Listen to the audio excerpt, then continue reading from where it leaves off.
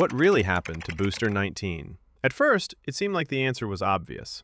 The booster was lost, a bunch of Raptor engines failed to relight, and everyone immediately started pointing fingers at the brand new Raptor 3 engines. But here's the funny thing. The more people looked into the flight data, the more it seemed like Raptor 3 was actually doing its job remarkably well.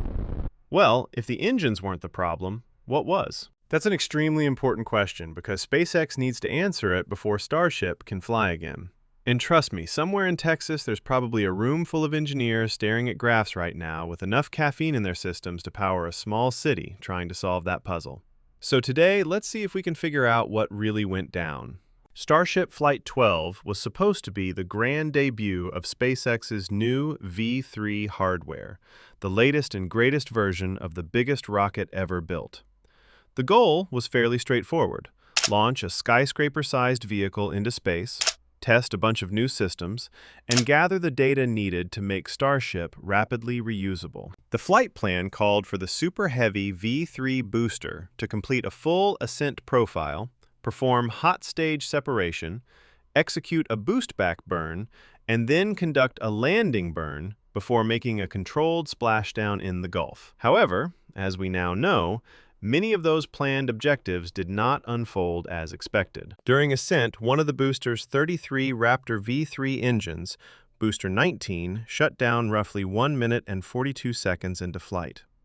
While a single engine-out event is generally within the vehicle's capabilities, it became the first sign that the mission might not proceed exactly according to plan. Less than a minute later, at around T plus 2 minutes and 22 seconds, SpaceX began the normal engine shutdown sequence leading up to stage separation.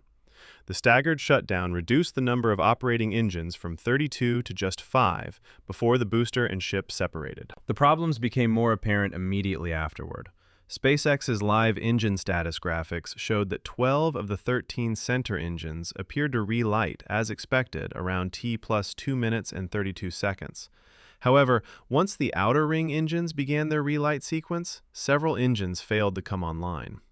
That was not part of the planned boostback profile. During the live broadcast, SpaceX commentator Dan Hewitt noted the unexpected behavior, saying that the team was not seeing as many booster engines ignite as anticipated for the boostback burn. While Starship itself appeared to be performing normally with 6 healthy engines, the booster's relight sequence was clearly experiencing problems. Hewitt later confirmed that it appeared the boostback burn had ended prematurely. SpaceX's initial post-flight assessment largely matched what viewers observed during the live stream. According to the company's preliminary findings, the booster successfully completed stage separation and began its directional flip maneuver before attempting the boostback burn. However, it was unable to ignite all of the planned engines, resulting in only a partial boostback burn. That burn then shut down earlier than intended. The booster later attempted to relight its engines for the landing burn sequence as it descended toward the Gulf. Unfortunately, those efforts were unsuccessful, and the vehicle ultimately impacted the water in what SpaceX described as a hard splashdown. So what really happened? One of the biggest takeaways from Flight 12 is that the Super Heavy booster appears to have flipped in the wrong direction immediately after hot stage separation. The planned maneuver seems to have been a rotation upward after separating from Starship. Instead, several observers believe the booster rolled or yawed sideways, almost like the start of a somersault. That might sound like a minor difference, but for a rocket carrying hundreds of tons of liquid methane and oxygen, the direction of rotation is extremely important. Propellant management systems, engine restart procedures, and fuel settling behavior are all designed around a specific motion. If the vehicle rotates in an unexpected plane, the propellant can move in ways the engineers didn't intend. When a vehicle suddenly rotates in an unexpected way, all of that propellant wants to keep moving. Think about carrying a bucket of water and suddenly jerking it sideways. The water sloshes around unpredictably.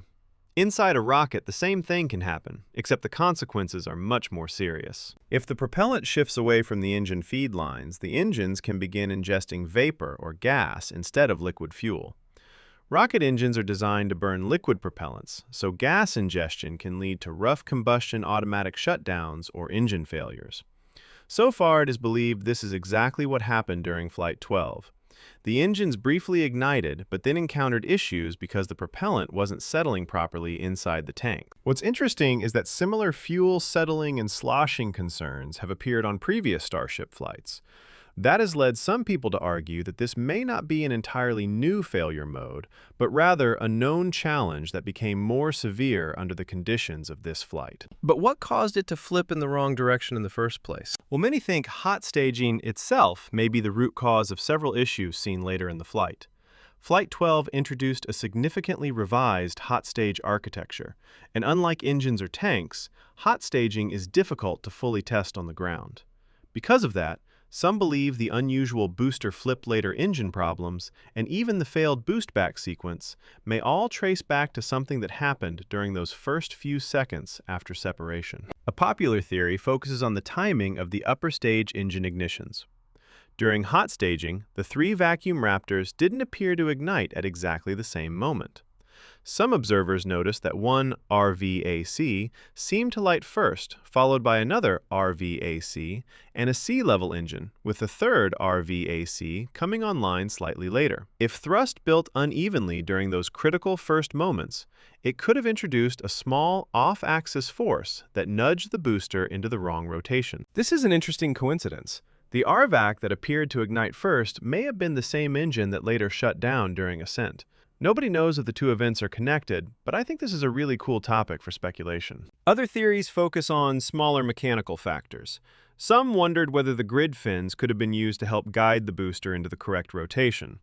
Others argued that relying on exhaust interacting with the fins would be risky, since slight differences in plume behavior could actually make the rotation worse rather than better. Another theory involves the separation clamps. One suggestion is that a clamp may have released slightly later than the others and was effectively torn free as Starship pulled away. If that happened, it could have introduced a small sideways force at exactly the wrong moment. Anyway, even though the booster ran into a major problem, what happened afterward was still pretty impressive. Following the failed boostback burn, the booster was essentially dealing with multiple problems at once. It had lost engines, failed its primary recovery maneuver, and was rotating in a way that many thought might become unrecoverable. Yet, once it descended into a denser atmosphere, the grid fins gradually regained authority over the vehicle. Grid fins work a bit like steering surfaces on an aircraft. They don't do much in near-vacuum conditions, but as atmospheric density increases, they become increasingly effective.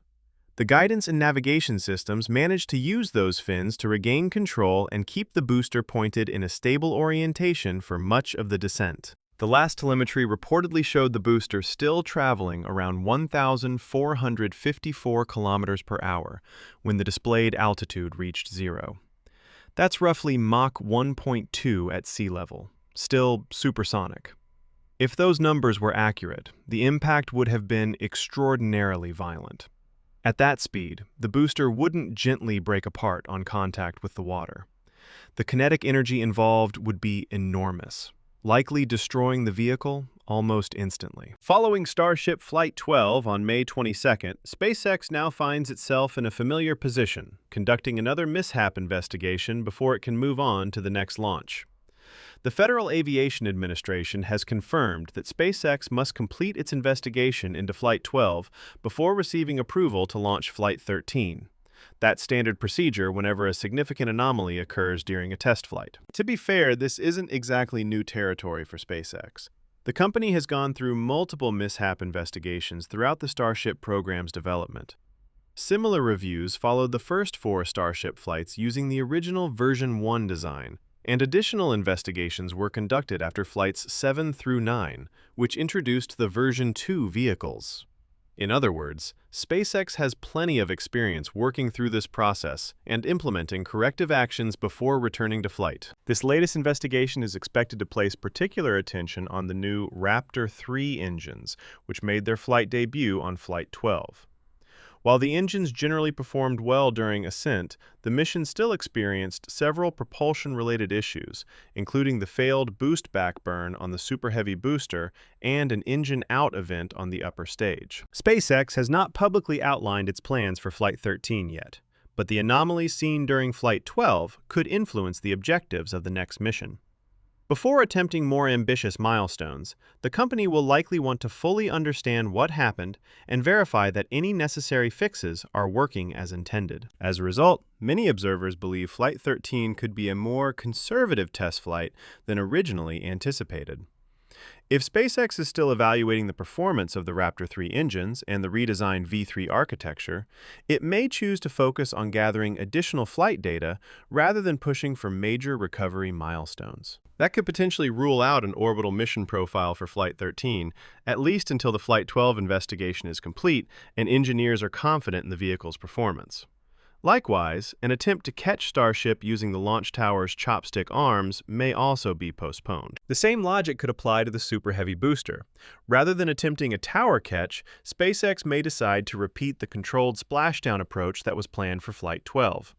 Doing so would allow the company to continue evaluating the new hardware while reducing risk during the early flights of the V3 generation. For now, though, all of that remains speculation. The immediate priority is figuring out exactly what happened during Flight 12 and determining what changes, if any, are needed before Starship flies again.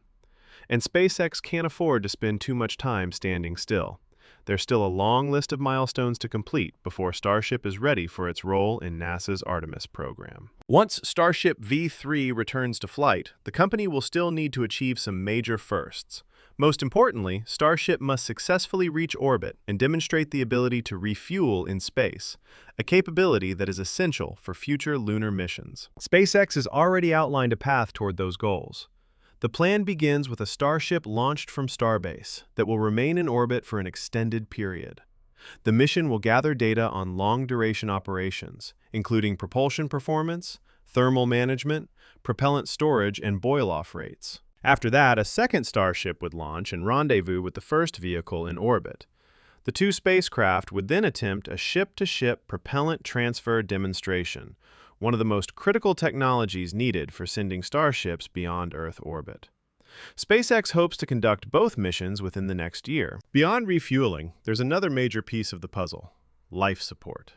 Future lunar missions will require Starship to safely support astronauts for extended periods in space.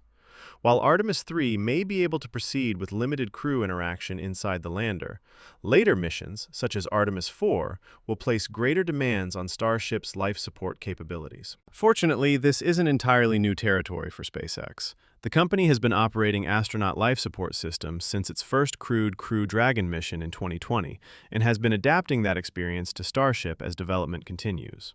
Flight 12 may have revealed new challenges, but the road ahead is still clear. The next few flights will be crucial in proving whether Starship can deliver on the ambitious capabilities needed to return humans to the Moon.